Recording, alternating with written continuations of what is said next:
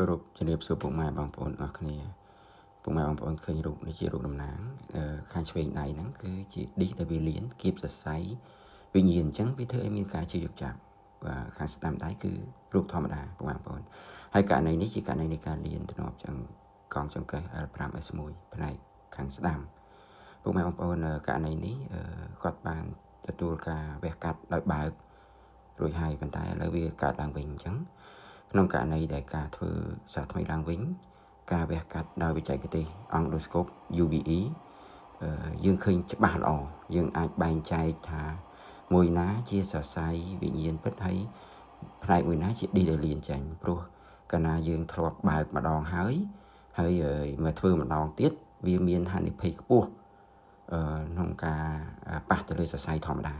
អញ្ចឹងបច្ចេកទេសដោយ Endoscope UBE នេះគឺយើងឃើញច្បាស់បងប្អូនឃើញទេនេះពេលដែលខ្ញុំធ្វើទៅនេះខ្ញុំព្យាយាមគិះទៅសរសៃធម្មតាចេញហើយខ្ញុំចាក់ទៅយកឌីសដែលវាលៀនចេញនេះពេលនេះហើយយើងទាញចេញបងប្អូននេះឌីសដែលវាលៀនហ្នឹងណាដែលវាគៀបសង្កត់ធ្វើឲ្យគាត់ឈឺចុកចាប់ខ្លាំងហ្នឹងគឺយើងធ្វើការដកចេញបន្តិចម្ដងព្រោះវាស្អិតខ្លាំងអញ្ចឹង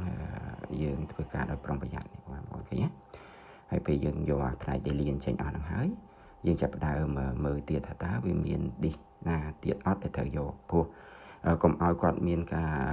វះទៅលើទី3ទី4ទៀតអញ្ចឹងខ្ញុំដកចេញម្ដងតិចអញ្ចឹងករណីចោះដោយ Endoscope UBE ទៅលើករណីដែលមានការលាប់ឡើងវិញដោយសារការបើកវះដោយបើកពីមុនមកគឺវាល្អវាឃើញច្បាស់ហើយប្រសិទ្ធភាពវាខ្ពស់បាទឃើញវាលែងមានការគិតចង្កត់ទេបងប្អូនហើយក្រោយពីការចោះបានមួយថ្ងៃគឺគាត់ក្រោកបានដើរមកវិញបានធម្មតាបាទអរគុណពុកម៉ែបងប្អូនអរគ្នា